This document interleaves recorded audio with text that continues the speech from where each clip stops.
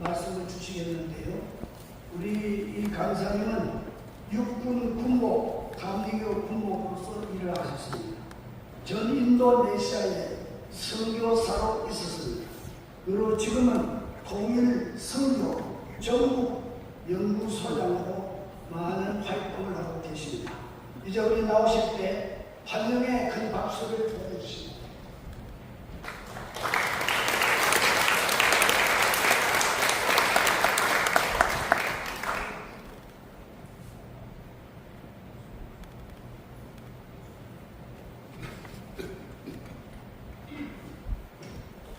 네, 이렇게 존경하는 원로 목사님을 뵙고 하나님의 말씀과 함께 광복과 건국과 통일에 관한 특강을 할 수 있게 은혜를 베푸신 하나님과 우리 원로 목사님 협의회 그리고 또 귀한 장소를 내주신 우리 상동교회 이상조 목사님께 감사를 드립니다.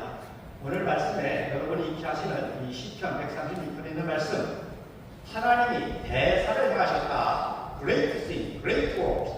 대사가 뭐냐? 성경적인 텍스트는 바로 바벨론 포로 잡혀갔던 이스라엘 백성들이 해방을 받은 것입니다. 그런데 해방이 대사가 아니죠. 해방해서 다시 복구해서 다시금 나라를 세웠기 때문에 그것이 위대한 일이 되는 겁니다. 자, 우리나라도 해방과 광복을 맞이했는데 해방과 광복이 의미가 있는 것은 대한민국이 건국된 것이기 때문입니다.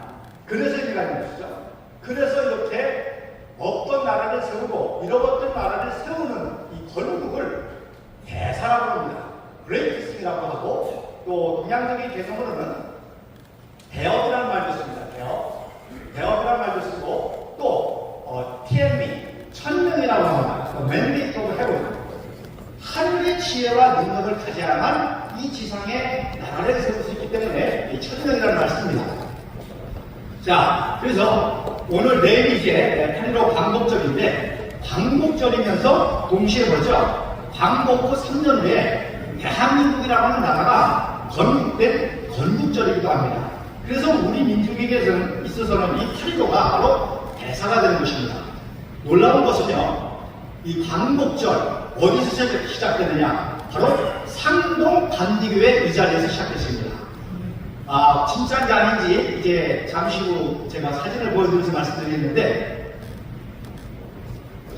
정동제일간디교회에서도 또 중앙교회에서도 제가 여러 가지 강의를 했었고, 이 상동교회에서도 제가 6.25 특강을 했던 적이 있는데, 우리가 맞이한 광복과 그리고 건국은 바로 어떤 의미에서는 이 상동교회에서 기도로 시작했다는 것입니다. 자, 그러면 PPT를 보시면서 사진을 보여드리면서 제가 설명을 하도록 하겠습니다. 자, 이걸 보시면 오른쪽에 있는 사진이 바로 이승만 청년이 한성 감옥에서 특별 사면으로 석방된 기념사진입니다. 안타깝게도 이 사진을 감리교 선교 역사학자들은 아펜젤러가 이승만 청년을 면회한 사진이라 그러는데, 아펜젤러 선교사님은 1902년도 6월 10일날 어청교에서 세월호 조작 사건과 똑같이 위장 선박 충돌 사고로 순교를 당하셨죠. 그 다음에 장로교 선교사들은 저게 언더우드 선교사가 이승만 청년을 면회한 사진이라 그러는데, 아펜젤러 선교사님이 순교하신 이후에 언더우드 선교사님이 적극적으로 한성 감옥에 이승만 청년을 소망하기 때문에 한성 감옥 사진은 다 언더우드 선교사님이 촬영했습니다. 그래서 언더우드 선교사가 면회 사진이라고 그러는데, 이거는 면회 사진이 아니죠. 어떻게 면회를 감옥 밖에서 합니까? 조금 역사를 아는 분은 홀더트 선교사가 이승만 청년의 석방을 맞이했다 그러는데, 그것이 아니고 누구죠? 바로 제중원 세브란스 병원장 에이비슨 선교사님이 이승만 청년을 영접하는 사실입니다. 여러분, 이승만 청년이 얼마나 대단한 보아니, 에이비스는 고종 황제의 주치였습니다.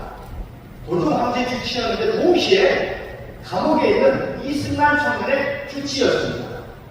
그래서 감옥에 있는 동안에 이승만 청년의 건강을 돌봤을 뿐만 아니라, 여러분들 아시는 대로 1902년도에 콜로라가 엄청나게 방송에 있었을 때 그때 이승만 총련이 에이비스 제주만 선교사의 지시를 받고 소레나를 퇴치한 그런 역할을 했기 때문에 에이비스 선교사님과 굉장히 친밀했습니다. 그래서 이것은 에이비스 선교사님이 바로 석방에서 영접하는 장면입니다. 자, 그 다음에 저 사진 한 장만 가지고도 굉장히 신비적인 역사가 필요한데 그걸 이제 간단하게 넘어가겠습니다. 그 다음에 왼쪽에 있는 사진은 이제 러일 전쟁으로 일본의 러시아를 이기고 말미암아 한반도가 일본의 식민지로 전락하게 되니까 조종 황제가 마지막으로 미국의 도움을 받아가지고 1882년 조미 수호 통상적을 근거로 해서 우리나라를 일본의 식민지가 되지 않고 도와달라고 해서 대리 특사로 보내되는데 누굴 보내겠어요? 가장 영어를 잘하는 똘똘한 이승만 총련을 감옥에서 석방시켜서 대리 특사로 보내게 됩니다. 그러니까 미국의 선교사들이 조종 황제를 설득하고 또 민영한 대강 개혁파가 조종 황제 설득해서 이승만 총련을 대리 특사로 보낼 때 1904년 12월 3일 날 출국하기 전에 바로 기념 촬영을 계속 촬영을 한 겁니다. 그래서 기쿠타 마코토라고 하는 일본인 사진사가 찍은 기념 사진이요, 가족 사진이 되겠습니다. 그런데 자, 3개월 동안 8월 9일날 석방돼가지고 11월 3일 출국하기 전까지 3개월 동안 이승만 총련이 뭘 했냐? 상동 간기교에서 만든 상동학교의 초대 교장이 됐습니다. 여기서 3개월 동안 상동학교의 초대 교장을 하는 거예요. 근데 이게 얼마나 센세이션한 거냐니 그 당시에 당대에 조선의 제일로 유명한 학교는 한성 관리중학교입니다. 정부에서는 오늘날 경기중학교예요. 거기가 제일 좋았고 또 다음에 어디예요? 아펜젤라가 세우신 배제학당, 언더우드 선교사님이 세우신 정신학당. 이게 3대 명문이었는데 감옥에 있는 이승만 총련이 나와서 상동학교 교장을 하게 되니까 당대의 엘리트들이 다 어디로 모였어요? 여기로 모였죠. 그래서 3개월 만에 이 상동교회가 바로 민족주의 운동의 본부가 되고 여러분도 유명한 요즘에 이종찬이가 이걸 개설이라고 그러는데요. 이종찬이가 개설이 하잖아요. 이종찬의 진조부 유해영 선생과 그 동생 이시영 부통령이었잖아요. 그때 나온 거예요. 이승만 총련 때문에. 이승만한테 은혜 받은 적, 배우려고. 이승만 도와준 적.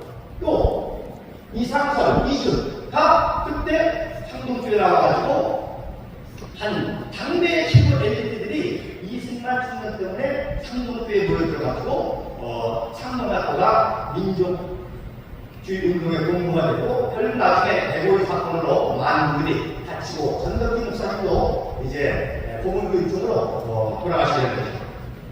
자, 헐버트 선교사님이 굉장히 중요한 분인데 이분이 우리 대한민국의 영적인 아버지 같은 분인데 헐버트 선교사님을 이승만 대장님부터 키우는데 헐버트 선교사가 이승만 청년과 이 상동학교에서 욕인지 독인지 그래가지고 뭐라고 하는 관이 일본이 러일전쟁에 이겨가지고 이제 동양에 강대국을 구성했다. 여러분 생각해보세요. 러시아가 어떤 나라입니까? 서양의 제국 중에 발틱 함대를 가진 최고의 강대국 중에 하나인데 그걸 박살냈단 말입니다. 그러니까 동양의 강대국으로 일본이 구성했는데 뭐라고 얘기하는 거니? 욕심이 잉태하지? 욕심이 잉태하지? 죄가 장성하여 사망에 이르릅니다. 일본이 욕심이 잉태해가지고 러일 전쟁에서 이겼기 때문에 어디를 식민지한다? 조선을 식민지한다. 거기서 끝납니까? 그 다음에 만주를 점령한다. 그 다음에 더 잉태해가지고 중국을 침공한다. 그 다음에 러시아를 넘보거나 인도를 넘보다가 어디를 진출한다? 동남아시아를 진출한다. 그러면 태평양을 사이에 두고 누구랑 대결하죠? 미국하고 대결합니다. 마지막에 1952년도 페리제도 흑석이라고 하죠. 그것 때문에 일본이 개항을 했잖아요. 마지막으로 일본이 미국을 복수하기 위해서 미국과 전쟁을 일으켜서 전쟁이 일으킬 것이다. 그러니까 조선이 조선이 일본으로부터 독립할 수 있는 유일한 방법은 뭐예요? 일본이 미국하고 전쟁을 붙어서 개박살나야 완전히 져야만 조선이 독립할 수 있다 라고 하는 정보를 요 상동학교에서 이승만 청년에게 알려줍니다. 할렐루야. 놀랍죠? 결론적으로 말하면 진짜 그렇잖아요. 일본이 태평양전쟁이 일으켜가지고 원적 폭탄 두 방으로 완전히 박살나니까 우리가 해방 광공을 맞았지 않습니까? 자, 그 다음 사진인데요. 그래서 그때부터 이승만 청년은 뭐라고 믿었는 거니? 하나님, 그러면 언제 일본 제국이 만주를 점령하고 중동을 침공하고 동남아시아를 공격하다가 미국하고 맞짱뜰 징조가 언제인지 가르쳐 주셔서, 그리고 내가 뭘 해야 될지 가르쳐 주셔서 그걸 기도하는 거예요. 평생. 근데 아니냐고 하니까 조선 식민지한 다음에 1930년 만주를 점령하고 로보 사건으로 중국을 치고한 다음에 그 다음에 동남아시아 전부 다 1939년도에 2차 세계대전이 발발하게 되잖아요. 유럽에서. 그래서 그때 이승만 박사가 그때 박사였죠. 하나님의 징조를 깨달았습니다. 그래서 1939년도에 하와이에서 워싱턴으로 이사를 해가지고 1940년 1년 동안 책을 씁니다. 무슨 책을 썼죠? 재팬 인사이드 아웃입니다. 1년 동안 책을 씁니다. 그래가지고 1941년도 1월 달에 런던에서 출판을 먼저 해요. 왜냐하면 이승만 박사가 그렇게 평생 떠들게 되는 거예요. 야, 일본이 욕심이 돼가지고 봐라, 만주점령했지? 봐라, 좀 있으면 중국 공격한다? 동남아 침공한다? 이제 미국을 상대로 전쟁을 일으킬 거야. 그러면 일본이 패망해서 우리가 독립할 수 있다고 이렇게 떠들고 다니니까, 저들은 지나라 독립하려고 일본이 전쟁을 일으킨데 미국을 상대로 저 독립에 미친 늙은이라고 그렇게 조롱하는 거예요. 그러니까 런던에서 먼저 출판했습니다. 그랬더니 이 책이 센세이션을 일으키니까 7월달에는 뉴욕에서 출판을 했습니다. 그랬는데 1941년도 12월 7일날 무슨 일이 일어나죠? 진주만 폭격이 일어났어요. 진주만 기습이 일어났어요. 그러니까 이승만이가 떠들은 말이 진짜 맞네? 그래서 이야 동양의 선지자로 전 세계에 센세이션을 일으킨 사람이고, 곧바로 전쟁이 일어나니까 미국의 국무부, 전쟁부, CIA 전체 OSS에 이승만 박사가 자동으로 됩니다. 그래서 그때부터 이승만 박사가 본격적인 건국운동을 하는 것이죠. 자, 그래서 동양 최초로 베스트셀러가 동양인이 쓴 책으로 세계 베스트셀러가 바로 재팬 인사이드 아웃입니다. 그리고 저기에는 세 가지 중요한 내용인데, 오늘은 바로 일본이 진주만을 비슷할 것이다. 그렇게 했는데 정말 그 예언이 이루어졌다고 합니다. 그러니까 그동안에는 독립운동을 하고 돈을 써가지고 그쪽으로 먹는데 저 엄청난 이제 인세로 말미암아 이제 독립운동을 풍부하게 되죠. 자, 보다사진을 보면, 자, 이렇게 전쟁이 일어나니까 이승만 박사가 이제 한국민에게 동양인에게 소망을 줬다. 일본이 지금은 기고만장해가지고 전쟁을 일으켰지만 반드시 패배한다. 그러니까 한국에 있는 우리 조선민족들은 어떻게 해서든지 사랑만 있어라. 사랑만 있으면 독립운동이다. 할렐루야. 중요한 겁니다. 자, 조금 있으면 일본이 패망할 테니까 괜히 군대에서 독립운동하라고 세상을 까불다가 목숨 잃어버리면 그것처럼 불행한 거 없잖아요. 그러니까 일본 밖에서는 무장 독립운동을 하되 일본 조선 식민지 내에서는 어떻게 해서든지 살아있기만 하면 독립을 하고, 그러면 그때 나라를 세우는데 여러분들이 기여할 수 있다. 그렇게 소망을 주기 위해서 바로 방송을 하게 됩니다. 그게 유명한 부유의 어디서도 아메리카 방송입니다. 너희는 지금 일본 제국이 역필이 대하냐 미국을 상대로 전쟁을 일으켰지만 반드시 불가하러 망할 것입니다. 언제? 1940년 1월 19일 날 노동을 노동을. 굉장히 중요합니다. 12월 7일 날 전쟁이 일어났죠. 근데 2월 달에 일본이 불변하고 해나갈 거라고 하는 이 방송을 녹음해가지고 그래서 그때부터 매주 한 번씩 바로 동양과 한반도에 이 방송을 펼친 겁니다. 그래서 그게 유명한 단파방송 국립운동 사건입니다. 마지막으로 즉 이 단파방송을 몰래 듣고 전하는 거예요. 야, 미국에 있는 정말 막상하는데 일본이 지금 전쟁을 일으켰지만 반드시 탈락을 합니다. 그래서 그 당시 조선에는 어떤 종교 단체가 생겼더니 일본 폐왕 신자라는 종교 단체가 설정되었어요. 일본은 반드시 폐왕한다. 일본 폐왕 신봉자라는 말이 생겼고, 그래서 그 20만 박사의 이 방송을 듣고 단파방송을 몰래 듣고 전한 사건이 단파방송 사건으로 이 방송을 들은 사람, 이 방송을 잘한 사람은 다 일본들이 다 잡아가지고 감옥에 투옥을 했죠.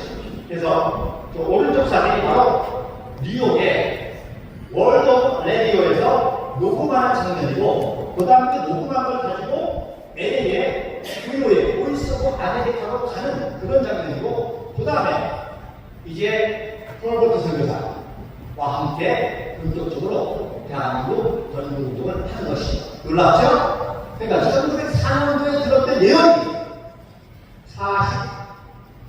40년 만에 이루어진 거예요. 그러면 이 선교사님이 얼마나 감각했습니까? 자, 그래서 그 다음 장면. 그 다음 장면인데. 자, 그 다음 장면인데. 자, 그래서 3년 후에 이제 1945년 8월 6일 날 히로시마에 원자폭탄이 떨어집니다. 원자폭탄이 떨어지니까 자, 미국이 일본을 점령하려니까 너무너무 희생이 커. 그러니까 소련 좀 참전해가지고 북쪽에서 안정을 가하면 전쟁이 일찍 끝날 줄 알고 소련에게 전쟁 물자도 도와주고 돈도 주고 도와주는데 이 소련 놈들이 참전을 안 하는 거예요. 그러다가 언제 참전합니까? 히로시마에 원자폭탄이 떨어지니까 그때 이제 일본이, 소련이 8일날 내일 선전복을 합니다. 그리고 9일날 나가사키에 원자폭탄이 떨어집니다. 그랬더니 소련이 이제 많이 부르는 거죠. 자, 여기서 굉장히 중요한 것이 있습니다. 이 당시 박정희는 만주를 죽이면서 광복군의 비밀을 요구했고 미국에게 정보까지 제공하는 그런 최고의 엘리트 군인 천재 자구였습니다. 이 박정희 중위가 그 당시 관동군의 상황을 다 파악해가지고 광복군뿐만 아니라 미군에게 정보를 제공한 거예요. 지금 관동군은 허수아비다. 모든 기력이 동남아 전선에 빠져있기 때문에 이건 지금 허수아비다.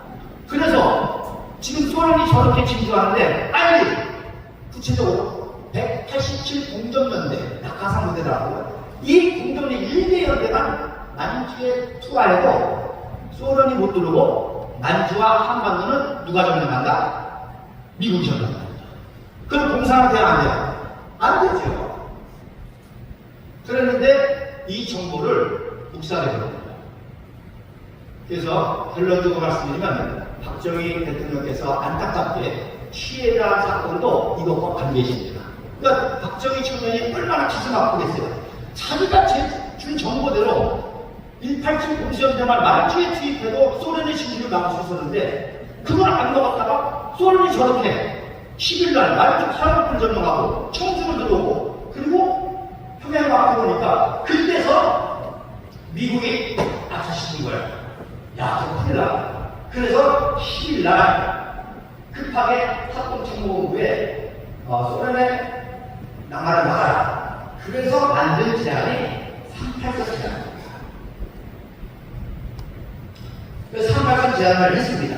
러시아의 소련 대통령이 의외로 러시아가 순순히 받아들였습니다.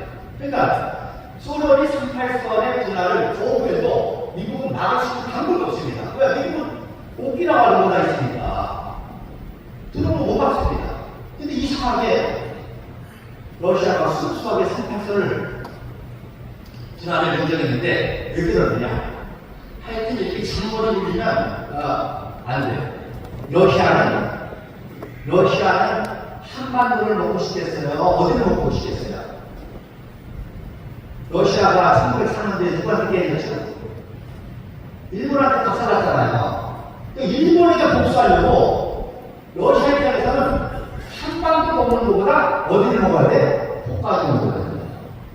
그러니까 홋카이도를 분할 정책하기 위해서 홋카이도 분할하기 위해서 38선 제안을 받아들이고 홋카이도 제안을 했는데 미국에서는 이거를 안 들었었죠. 그러니까 여러분 38선이 저주입니까? 축복입니까? 38선이 저주입니까? 축복입니까? 축복이죠.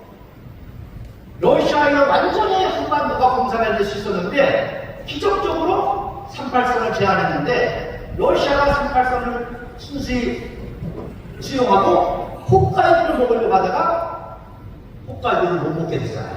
미국이 반대해서. 그래서 크림 열도하고 사하리까지만 러시아가 차지하게 된 거죠. 이랬기 때문에 바로 미국이 38선 이남을 해방시켜서 바로 미국식 자유민주주의 시장경제 대한민국이 건국될 수 있는 것은 하나님의 그레이트싱 대사님으로 믿으시길 바랍니다. 기적이죠. 38선이 저주인 줄 알았더니 저주가 아니라 놀라운 기적이요 축복의 시작이었던 것입니다. 그래서 저기 이제 쏘라는 분이 하월 전명한 거 오른쪽이 바로 38선 분할 기도입니다. 자, 일본 전체하고 어디 38선 들어갔죠. 그리고 대만하고 오키나와 해서 소련으로 하여금 남한을 더 이상 진주하지 못하고 해서 대한민국은 미국식 자유민주주의 시장경제 나라가 세워지고 북한은 안타깝게도 지금까지 공산주의로 가장 비참한 나라가 되고 있습니다. 오늘 우리 기도하신 목사님께서 그레이트싱 반드시 우리 민족에게 또다시 통일이라고 하는 그레이트싱을 주실 줄 믿는데 우리 월남 목사님들이 거기에 성공이 쓰게달라고 하는데 여러분 오래오래 사셔서 통일의 성공이 되시길 바랍니다. 그래서 이 자리에서 1604년도 버로드 선교사와 그리고 이승만 선생님 그리고 민족주의 지도자들이 대한민국의 식민지 해방을 위해서 기도했듯이 오늘 이후로 이곳이 통일의 기도의 장소가 돼서 통일할 수 있는 그런 위대한 정치질과 정치 세력 우리 국민들이 하나가 되어 나가서 자유투쟁을 이룰 수 있는 통일의 원년이 될 수 있기를 주님의 이름으로 간절히 축원을 드립니다. 아멘. 여러분 국민이 되면요 북한은 모든 걸 다 바꿔야 되잖아요. 거기서는 북한에는 단 하나의 중심만 있습니다. 왜? 모든 것이 거짓이다. 역사도 거짓말, 실제도 거짓말, 다 거짓입니다. 그러니까 통일이 되면 경찰 시스템, 교육 시스템, 또 특별히 북한의 교회, 뭐 아시는 대로 동양의 예루살렘 평양 388개 교회가 있었죠. 그래서 해방 당시에 북한은 기독교 인구가 40만이고 남한은 20만이었습니다. 북한은 인구가 1000만인데 기독교인이 40만이고 남한은 2천만 명인데 기독교인이 20만 명이었어요. 근데 북한의 공산이 박해가 나오니까 전쟁 때문에 10만이 내려오고 전쟁 때 동부전선 흥남철수에서 10만이 내려오고 서부전선 10만이 내려오고 그래서 그 30만이 대한민국 한국교회를 통시킨 거 아닙니까? 그리고 나머지 10만 명이 있다가 오진 박해를 받았던 거 아니에요. 자, 보답사장 한번 보세요. 자, 그래서 8월 15일 날 드디어 해방을 맞이했는데 8월 15일 날 오른쪽 사진은 8월 15일이 아니라 8월 16일입니다. 8월 16일은 다 얼떨떨했어. 일본 천황이 일본이라니 한국 방송을 했는데도 이게 뭐야? 진짜야? 그래서 8월 15일 날은 다 얼떨떨했습니다. 여러분들 그 사진에 보면 뭐 해방의 가격의 기쁨, 서대문 항구소 다 16일 이후 상황입니다. 자, 16일 날 서울역에서 저렇게 이제 그제서 나와가지고 해방 웰컴. 누구를 웰컴하는 거죠? 연합군 웰컴이죠. 근데 연합군의 주역은 누구예요? 미국입니다. 미국을 환영하는 거예요. 그랬는데 저기 사진이 시장인데 오른쪽 사진이 이제 그 서울역에 진입하는 것이고 가운데 사진이 서울역 보이시죠? 뒤에 조금 더 진출한 사진입니다. 근데 저 사진 밑에 웰컴이라고 하는 거를 뭐라고 붙였어요? 김일성 장군 만세. 이해가 되시겠어요? 예? 그래가지고 북한에서는 바로 김일성이를 서울역에서 환영했다. 이렇게 가르치는 거예요. 그러니까 북한은 처음부터 지금까지 다 거짓말입니다. 다 거짓말. 그러니까 그 거짓말의 역사를 받아가지고 쉽게 해서 우리나라의 중국 자화 역사들이 다 역사를 100%다 조작 맞춰간 거죠. 다 그냥. 그러니까 이승찬이가 저렇게 떠드는 거예요. 공절 어쩌고저쩌고 하면서. 이미 북한은 이때부터 저 김일성이는 8월 30일에 원산에 들어왔거든요. 그리고 8월 10일에 10월 12일입니다. 이승만 박사가 16일날 들어왔거든요. 그 이승만 박사가 10월 16일날 들어오니까 부랴부랴 14일날 기린이 운동장에 김일성을 등장시킨 거죠. 근데요, 들어오기도 전에 이렇게 김일성 장군 만세. 그래서 남한의 인민들도 서울역에서 김일성 장군을 환영했다고 이렇게 조작한 사진을 저렇게 사진을 조작해서 역사를 왜곡한 세력이 태블릿 PC를 주장해서 현직 박근혜 대통령을 탄핵한 겁니다. 저는 정치 얘기하는 게 아니라 역사를 얘기하는 겁니다. 자, 그 다음 사진에 8월 30일이 돼서야 메가더 원수가 처음으로 일본 땅에 발을 내게 됩니다. 그래서 가지도의 야츠키 비행장에 첫 발을 내리는 장면입니다. 가운데 첫 발을 내리는 역사적인 장면이죠. 일본을 항복시키고 메가더 연합군 사령관이 일본 공정사령관으로 일본에 첫 발을 내린 장면인데 이 사진이 또 왜 감동적이냐. 자, 지금 항복한 지 얼마 안 됐기 때문에 일본 내에서도 얼마나 반미 저항 주장이 많아요. 그러니까 무장하고 내려야 된다 하는데 메가더라는 분이 얼마나 참 당당하고 생각하니 무슨 소리야. 비무장으로 비무장. 그러니까 비무장으로 내리니까 누가 감독을 받죠? 일본 사람이 감독을. 전용군을 놓는 줄 알았더니 메가더가 그렇게 평화적인 모습으로 일본을 재건하겠습니다. 그래서 일본 사람들이 감동을 받았습니다. 그러니까 메가더의 전폭적인 그런 일본 사람들의 지지를 받고 일본을 자유민주주의 나라로 만들 수가 있었죠. 그래서 그 자리에 메가더 동상을 세워서 일본 민주주의의 아버지라는 동상을 세웠습니다. 자, 이승만 박사가 이제 한국에 빨리 와가지고 나라를 세워야 되는데 이 국무부에서 비자를 안 해줍니다. 비자를 안 해줍니다. 이미 미 국무부의 동아시아 강남을 알고 있으라는 놈이 소련 간첩이에요. 그러니까 이승만 박사의 그 한국을 막는 거죠. 그러니까 누가 도와주냐? 메가더 원수한테 연락을 합니다. 동생처럼, 야, 동생아, 빨리 가서 한국 세워야 되는데 나 좀 갈 수 있게 해라고. 그랬는데 또 CIA의 부국장이 동아시아 강남 부국장 밀라드 프리스턴 푸펠로라고 하는 대령인데 이분이 또 이승만 박사를 또 존경가지고 이승만 박사를 도와줍니다. 이분이 태국 주석을 받고 그리고 이승만 박사 정치고문이 돼가지고 대한민국을 건국하는데 큰 역할을 했거든요. 그러니까 대한민국이 건국된다는 이거는 하나님의 역사이기도 하지만 이승만이라고 하는 탁월한 지도자의 이런 국제적인 인맥이 있었기 때문에 이게 가능한 거죠. 여러분 우리 보시잖아요. 지금 우크라이나가 러시아 전쟁하는데 젤렌스키가 대통령이 얼마나 혼적되고 있어. 근데 우리는 6.25 전쟁 때 이승만 박사가 유엔 22개국을 끌어들였잖아요. 한미동맹을 맺었잖아요. 이게 가능할 수 있는 거는 이런 세계적인 네임밸류와 명성과 그런 국제적인 인맥이 있을 때 가능한 거죠. 그래서 메가더 원수에게 안력을 넣으니까 하지 중장은 메가더의 부하잖아요. 그러니까 하지 중장이 보고서를 올립니다. 지금 동상 빨갱이들이 좌익 세력들이 난동 부리고 좌우 대립이 극심한데 하루속히 이승만을 환국시켜서 전국을 안정시켜 주십시오라고 메가더 원수에게 보내고 메가더가 트루먼 행정부에 보내서 한국을 절차를 밟게 되는 거죠. 그래서 미 국무부에서 반대하니까 메가더가 군용기로 모십니다. 근데 그 당시 미국의 규정은 민간인은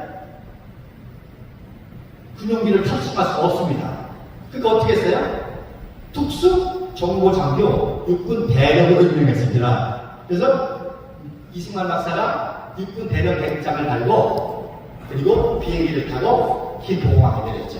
그 전에 일본에 내려가지고 야스키구만 메가더가 내리는데 똑같이 때려서 이승만 박사가 일본을 리서치하고 메가더를 만나고 메가더가 하직을 불러내서 이승만 박사를 접견시키고 그리고서 이제 한국을 하게 됩니다. 자, 그래서 오른쪽 사진이 바로 이승만 박사가 워싱턴에 출발하기 전에 기자회견을 하는 그런 사진이었습니다. 자, 그 다음 사진을 보시면 9월 8일 돼서야 그제서야 이제 미군이 제24군단이 인천에 내려오게 되죠. 자, 인천에 미군이 내리게 되는데, 자, 미군이니까 인천 부도항에 기독교인들이 그동안 기도했잖아요. 해방을 세계했고 또 미국사 선교사들이 자기들을 도와줬잖아요. 그러니까 이제는 미국의 도움과 미국 선교사의 도움을 받아가지고 나라를 세워야 되니까 미국도 온다고 인천 시골 공항에서 기독교인들이 활동하는데 알아들을까 못 알아들을까? 못 알아듣는 거예요. 근데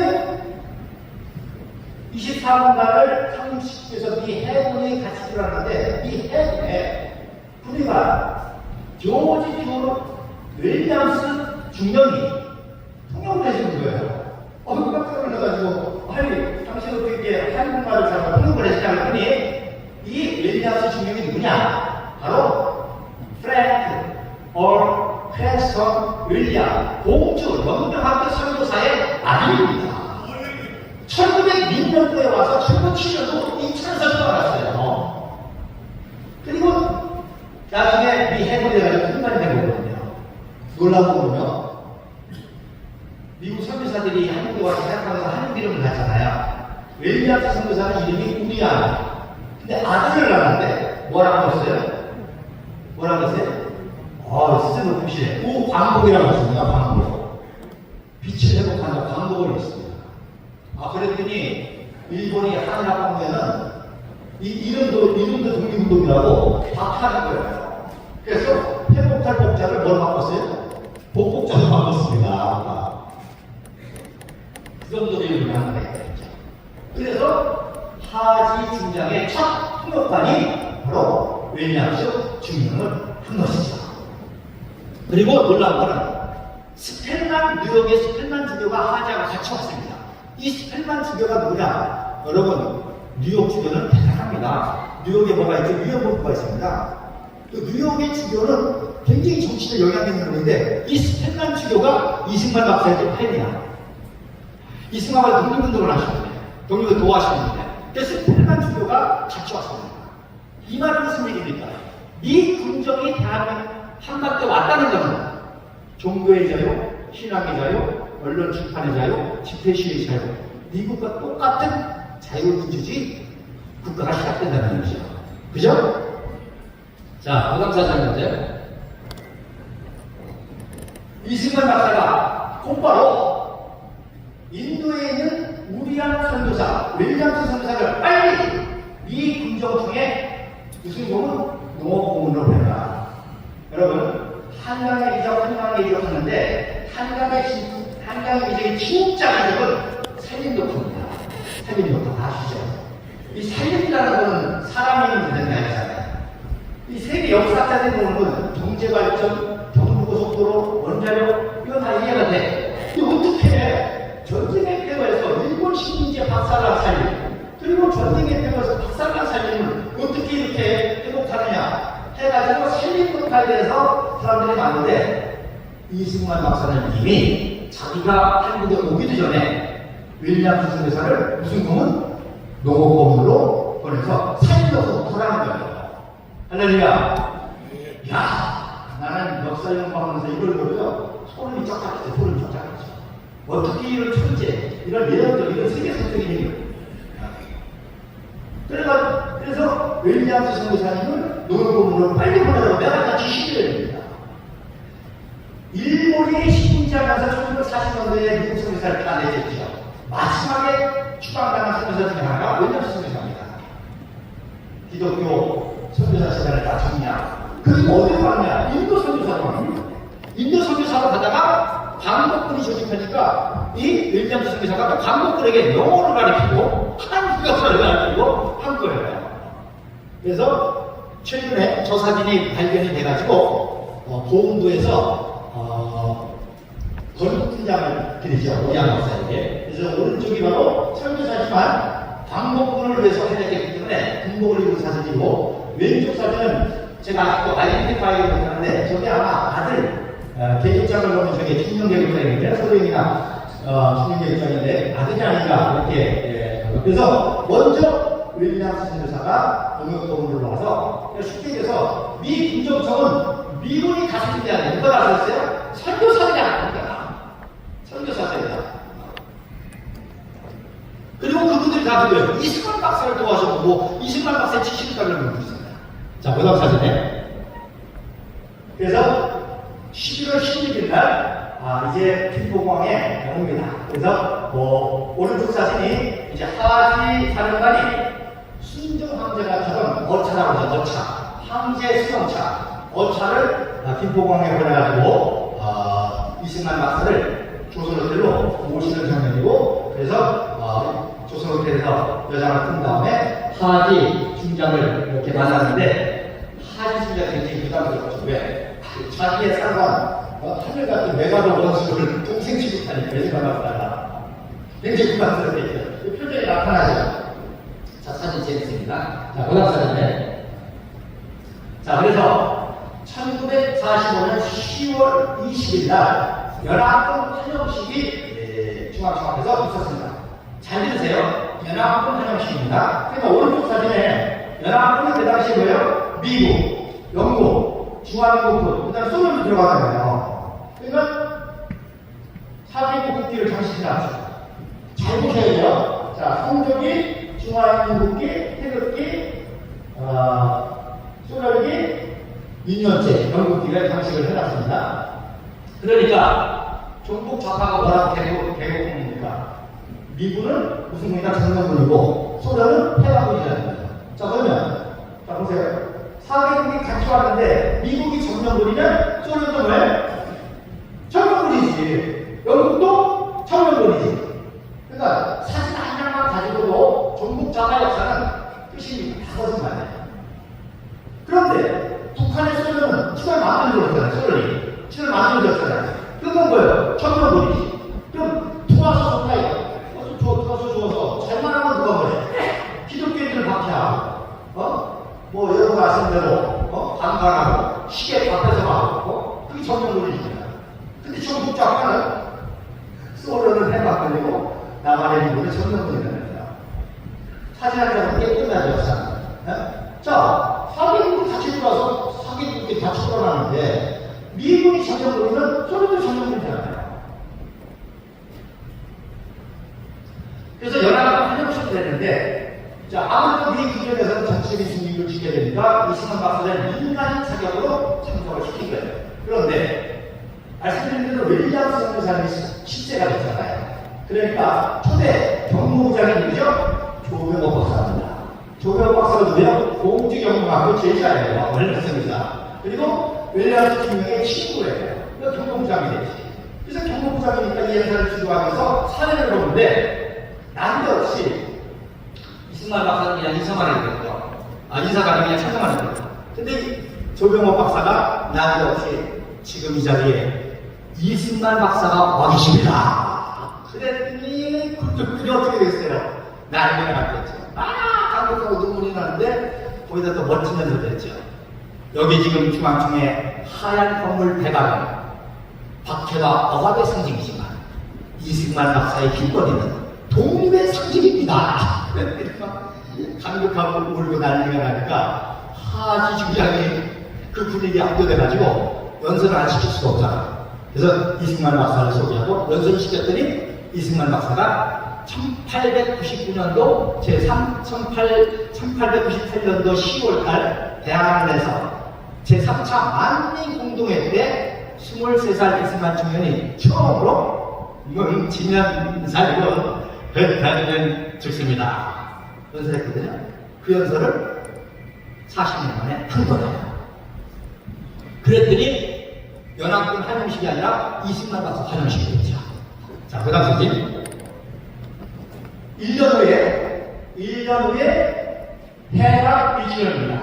그러니까 여러분 잘 아시세요? 해방이었었는데 이게 반복으로 바뀐 개념으로 제가 말씀드린 겁니다. 자, 미 공정청에서 주관하기 때문에 해방 1주년이었어요. 근데 저 스테이커, 월드 피스, 세계 평화와 코리안 리버레이션, 해방 1주년 기념식을 했는데, 자, 국기 배열이 바뀌었죠. 그죠? 성적이 유니언제, 중화인민국기, 소련기. 아까 1년 전에 뭐예요? 성적이 중화인민국기, 러시아기, 유니언제기 이렇게 썼잖아요. 바뀌었잖아요. 그죠? 이거 이런 거 하나하나 굉장히 중요한 겁니다. 이걸 주의 깊게 못 보면 막 헷갈리는 거예요. 저거를 40년 사진이라고 그러고. 이때 이승만 박사가 연설을 하는데, 이때 연설을 제가 녹음을 틀었는데 워낙 오래된 거라 잘 안 들리는데 내용이 뭐고 하니, 이건 제국의 함대를 미국이 격파 개멸시킴으로 말미암아 우리가 해방되었으니 미국에게 감사해야 됩니다. 할렐루야. 감사하는 거라고 내는 거죠. 그죠? 미국. 그래서 일본 해군, 항공모함이 심심한 있었잖아요. 일본 해군을 기능시켜서 했다고 연설하는 장면인데, 바로 하지중장, 아치콜도 군정장관, 그리고 하지중장, 그리고 민족대표 33인 중에 유일한 선조입니다. 오세창 선생님, 이때 내가 8살이었어요. 그래서 이때 만세상창을 항상 오세창 선생님 먼저 했어요. 이 박사님이 연설하셨습니다. 자, 고맙습니다. 자, 47년도 이제 해방 20년 때입니다. 해방 20년, 광복 20년인데 이때부터 이제 광복이라는 말이 나오기 시작해요. 이승만 박사가 이제 건국 시절 떠오르면서 해방을 광복으로 이제 바뀌게 되는 거죠. 그러나 이때만 해도 아직 나라가 승리했기 때문에 전세계 중으로 이때는 연설을 못하게 됩니다. 생각을. 근데 재미난 거는, 자, 왼쪽에 보면 서울운동장, 지금 군대운동장인데 약 10만이 모였습니다. 이거 엄청난 인파입니다. 그 당시 인구가 300만 정도밖에 안 되는데, 보면요, 다 뭐예요? 한국노총, 노조야, 노조. 무슨 뜻입니까? 종북차와 빨갱이들이 노조를 상해가지고 전국 과정에 얼마나 파업하고 테러를 많이 일으켰어요. 그러니까 이승만 박사가 저 빨갱이 노조를 대적하기 위해서 얼마 들어서 한국노총을 만든 겁니다. 한국노총. 저 사람들은 다 한국노총 사람들이에요. 이분은 다 우익입니다, 우익. 그러니까 빨갱이 노조가 하도 지랄 발광, 민노총 지랄 발광하니까 한노총을 만들어가지고 제압하고 이들이 이승만 박사의 권력을 지지하는 지지 현수막을 하면서 이렇게 하는 것이죠. 근데 지금 한노총도 비슷하게 하고 있어. 예를 들어서 오른쪽 사진 잘 재밌습니다. 자, 북한에서는 스탈린의 옥수가 시작권이 세워지는데 그거를 실질적으로 하는 게 누구냐? 소련 군정장관 스티코프입니다. 스티코프가 와서 보는 거예요. 그래서 맨 오른쪽에 하얀 모자 선생님 있죠. 저는 스티코프입니다. 스티코프. 그리고 그 옆에가 이승만 박사 앉아있죠. 그리고 그 사이에 앉아있는 분이 바로 평양 남산협회 담임 목사 출신으로 첫 재헌의회에서 기도를 한 이문영 목사입니다. 일부러 안 쓸 거예요. 홍사님 박해가 심하니까 이승만 박사가 조만 선생님 내려오는데 조만 선생님이 북한 양태시키다가 안 내려오고 평양 남산협회 송정훈 목사님 내려오려니까 북한 양태시키다가 안 내려오고 그 송정훈 목사님의 외설교가 처음이다.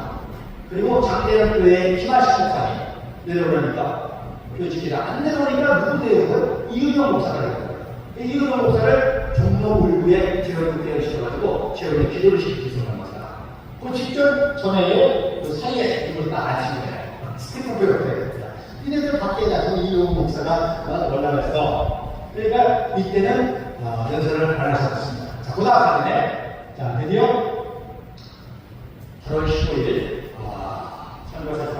19일 광복절, 즉 3주년기에 대한민국 건국이 이루어졌습니다. 건국 시절입니다. 그래서 영어로 뜻이 내셔널 셀레브레이션입니다. 국가 건립 축하식입니다. 이렇게 건국이라고 딱 명목이 되는데 조국 장관은 길길이 나시죠. 건국절은 1910년에 상해인경이 건국절이다. 상해인경이 스탠드 등기고요. 20만 자, 어쨌든 저게 이제 대한민국 정부수립 국민 축하대회입니다. 그래서 아치가 있고, 그 중에 팜플렛일 때, 그 당시 이제 그 행사 팜플렛일 때, 재미난 거는 지금은 국기에 대한 경례하고 난 다음에 이것거리를 그렸죠. 그 당시는 국기가 개항될 때 국기에 대한 경례를 하고 애국가를 불렀습니다. 자, 올라가는 중에. 그 사진이 있습니다. 자, 그 다음 사진은 요거까지만 하고 개천절에 또 모이시면 제가 또 하도록 할게요. 자, 이게 중요한 거다. 자, 건국식대에 메가더 원수가 참가를 했는데 메가더 원수가 최초에 국가 원수로 참석합니다. 자, 메가더 원수가 연합군 사령을 하면서 미국 동부 사령하면서 뭐죠? 일본 군종 사령을 하네요. 일본의 국가 지도자가 메가더입니다. 그 일본의 국가 지도자 자격으로 대한민국에 와서 축하를 해준 겁니다. 자, 그런데 오른쪽에 보니까 윤치영 내무부 장관이 뭘 선물하죠? 뭘 선물을 합니다. 저게 뭐냐? 200년대 조선평론입니다. 참 감사하게도 제가 이 사진을 찾았습니다. 자, 그동안 전설로만 들어보세요. 전설로만 무슨 얘기냐? 1904년도 로열 전쟁 때 메가더 장군 아버지가 전쟁 감독관으로 조선에 왔습니다. 그때 육사를 졸업한 수사를 졸업한 메가더가 육군 중위로 북한으로 따라왔어요. 근데 1904년 아시죠? 20만 박사 미국 대민이 특사분할 때 그때 왔단 말이에요. 그러니까 고종 황제가 메가더 장군 도움을 받아주고 200년대 조선 항력을 선물한 거예요. 200년대 조선 항력을 선물한 겁니다. 그러니까 그거를 아버지가 메가더에게 물려줬더니 이 메가더는 저 조선 항력을 가지고 간호를 받아야 되는데 조선 항력을 간호를 받아야 되는데 그러니까 최연세 참모 총장 기록을 세웠잖아요. 그런데 1940년 3월 달에 일본 미키시 사고로 말다가 호레이도 해변에서 급하게 호주로 피신하게 됩니다. 아이젠하워가 그랬죠. 아이젠하워 참모 때 마샬 장군에게 메가더 구해야 됩니다. 메가더 하나 구하는 게 100만 대군 구하는 것 같지는 않아요. 그래서 메가더를 강제로 피신시키다시피 급하게 보트를 태워가지고 피신을 시키는데 소관이 이 조선왕들을 바다에 떨어뜨린 거예요. 그러니 이거 뭐 승질낼 수도 없고 그거에 때문에 떨어뜨린 겁니다. 그런데 그거를 이승만 박사가 건국식 때 내가 보니까 야 전국을 뒤에서 찾아봐 그랬어. 그랬더니요 신기한 게 200년 전에 도공이 조선왕들을 몇 개 만들었어요? 몇 개 만들었어요? 2개 만들었어요. 그러니까 하나는 고종 황제가 메가더 아버지한테 줬는데 그걸 물려받은 메가더가 프레드 해변에서 잊어버렸는데 하나를 찾은 거예요. 할렐루야. 그래가지고 그거를 선물 주니까 여러분 메가더는 항상 근엄한 표정이잖아요. 그죠? 보세요. 얼마나 좋아요. 얼마나 좋아. 이러니까 대한민국을 6.25 때 내가 그 생명을 도와준 거야. 이 나라는 내 나라는 내 나라. 그래서 어린아이에서 좋아하는 사진이고요. 저기에 지금 메가더하고 이승만 대통령 사이에 젊은 사람이 보이죠? 큰 사람. 저게 앤서니 니콜스라고 미국의 최고의 정보상인데 이승만 박사의 개인 정보 역할에서 마리스원이라고 별명을 할 정도의 유명한 앤서니 니콜스라는 사람입니다. 이런 사람들이 있었기 때문에 대한민국하고 동북아 수가 있었던 것이죠. 자, 이렇게 해서 오신 위대한 대한민국, 원래는 한반도 전체가 빛과 자유의 나라가 되었는데 안타깝게도 지금 대한민국은 세계 최고의 나라가 됐습니다. 제가 아키테르 선교사님이 나온 프랭크 앤 마샬 대학교 백화를 배웠습니다. 대통령이 1885년 4월 1일 날 재물권에 내리자마자 뭐하라고 하게 됐습니까? 하나님 부활절 아침에 여기에 왔습니다. 이 백성을 얼거면 사망의 줄을 끊어버리시고 이 백성들도 하나님의 자녀가 누리는 자유와 빛의 나라가 되게 하여 주시옵소서. 지금 우리나라가 전 세계에서 가장 자유로운 나라잖아요. 인천공항이 전 세계 공항 서비스 1위입니다. 제가 1993년도에 바로 세계를 나갔습니다. 이 위대한 대한민국을 세계에 전해야 됩니다. 그래서 나갔습니다. 나가서 보니까 이거는 설교가 아니라 대한민국이 망가뜨릴 수 있어. 청년 청소년들이 다 역사가 왜곡돼가지고 이 위대한 대한민국 역사를 잊어버리고 건국절이 어떤 이거는 순간 이거 설교할 게 아니라 나라 살려야 되겠다. 그래서 2015년에 제가 이런 역사 가정을 하려고 나와서 전국적으로 강의를 했습니다. 어쨌든 간에 그래도 지금 자유의 나라, 그 다음에 빛의 나라가 있잖아요. 원자력 세계 1위입니다. 시간이 없어서 제가 사진 못 보내주지만 이승만 박사가 매년 중요한 전국에 부상했을 때마다 양아진을 방문합니다. 1957년도 2월 27일 날 용산 군의교에서 예배를 드리고 사당동에 자기의 조상인 왕명대군 지독사에 가서 조상을 공개하고 그 다음에 당연히 화력발전소를 갔 다음에 양아진에 방문해서 헐버트 설교사님을 참배하고 그때 원자력 연구를 해야 되겠다 해서 1959년도에 원자력 연구소를 세우는데 지금 우리나라가 원자력 세계 1위로 전 세계에서 가장 밝은 나라입니다. 제가 일본도 가봤는데요. 물론 쓰나미 때문에 후쿠시마 원전 파괴되가 됐지만 굉장히 어둡습니다. 영국도 어둡습니다. 미국도 어둡습니다. 한국처럼 이렇게 밝은 나라입니다. 여러분, 이승만 박사가 바로 아펜젤라 선교사님의 이 자유와 빛의 나라 이거를 세우려고 하는 것이 평생 목적이었고 그래서 대한민국을 세웠는데 안타깝게도 소련 스탈린 때문에 북녘땅은 지금도 가장 가난한 거지와 죽음의 나라고 심지어 정치범소연서에서 기독교인들을 세금과 화학무기로 생체시험을 하고 있습니다. 여러분, 원래 목사님 오래오래 사셔서 자유통일의 마지막 대사에 앞장서시면 우리 어르신들 되시기를 주님의 간절히 기도드립니다.